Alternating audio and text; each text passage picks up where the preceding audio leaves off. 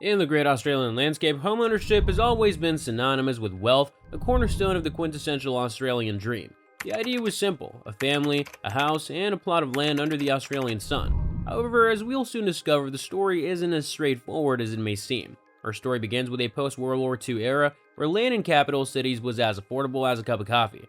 The housing landscape was different back then. Land was plenty and houses were few. Australians were spoiled with a wide expanse of suburban paradise.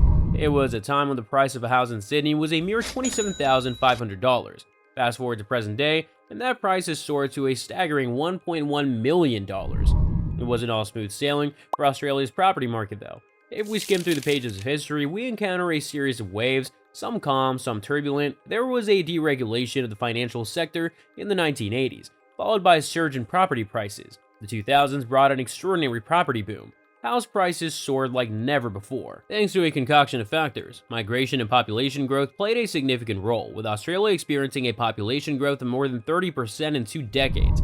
However, our capacity to build new homes didn't keep up, leading to the realization that we've essentially built the same number of houses per year for 30 or 40 years. This revelation by Tom DeWitt, a senior economist, gives us a glimpse into the ongoing mystery of Australia's housing crisis. The problem thickens as we delve further into the Australian housing conundrum. Supply constraints emerge as a critical factor, with unsuitable planning laws stalling the release of land and increasing the cost of building new houses. The scarcity of building materials and labor shortages due to travel restrictions only exacerbate the problem. But it doesn't stop there. The role of interest rates adds another layer to the story. We discover that the housing prices weren't solely driven by rates. The broad trend over the past few decades has been a decline in interest rates, which made housing more affordable despite rising prices. Australia's introduction of tax concessions for property investment in the 1980s, including negative gearing, capital gains tax exemptions, and interest deductibility, sparked a home lending boom. However, these tax incentives created a new layer of complexity in our story. As the housing crisis deepened, successive governments rushed to the rescue with a war chest of policies and grants aimed at assisting first-home buyers. These policies, including the notorious first-home buyer grants, sought to provide hope to those seeking their first slice of the Australian dream. Yet the impact of these grants has left many pondering whether they've unintentionally made housing more expensive, causing demand to surge even as supply lags. Our story takes an international twist, drawing comparisons with some of the world's priciest property markets, including Sydney and Melbourne, which consistently rank among the least affordable housing markets. As we attempt to understand the tale's global context, we find ourselves exploring the household debt-to-income ratios, government ownership, and interest rate variation worldwide. This, dear readers, is just the beginning of our journey into Australia's captivating housing crisis. The stage is set, and the players are in position. As we journey through, we will delve deeper into rental policies, the challenges of homeownership, and explore the potential resolutions to this intricate tale. So stay tuned as we unravel more layers of the Australian housing enigma.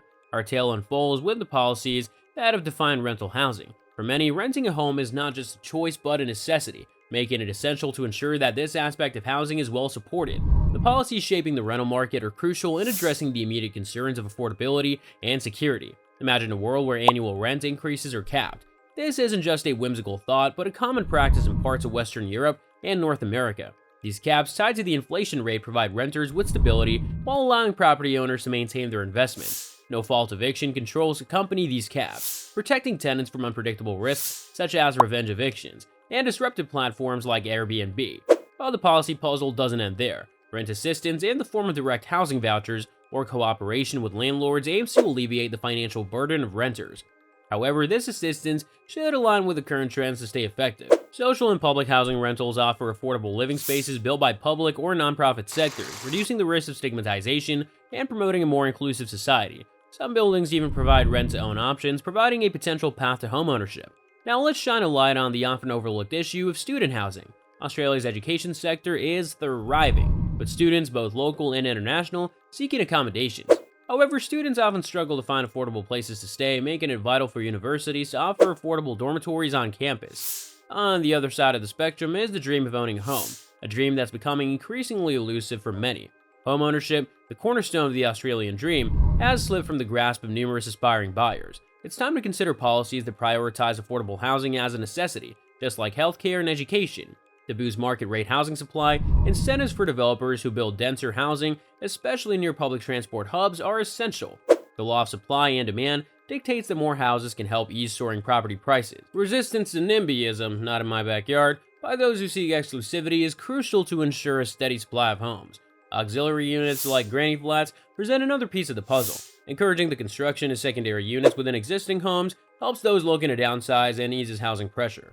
Inclusionary units in new developments sold at below market rates can provide affordable housing for lower income households. Requiring a percentage of inclusionary units in large-scale projects can be a nationwide solution. Transition housing is vital for people in crises like victims of domestic violence or people without homes. Combining free housing with support services not only provides relief, but also offsets social costs and offers major benefits. Financial incentives in the form of government assistance with down payments and loans for first-time buyers present hope for aspiring homeowners. Simultaneously, higher tax rates for investments and inheritance properties are essential to avoid market distortions and property hoarding by small-scale speculators.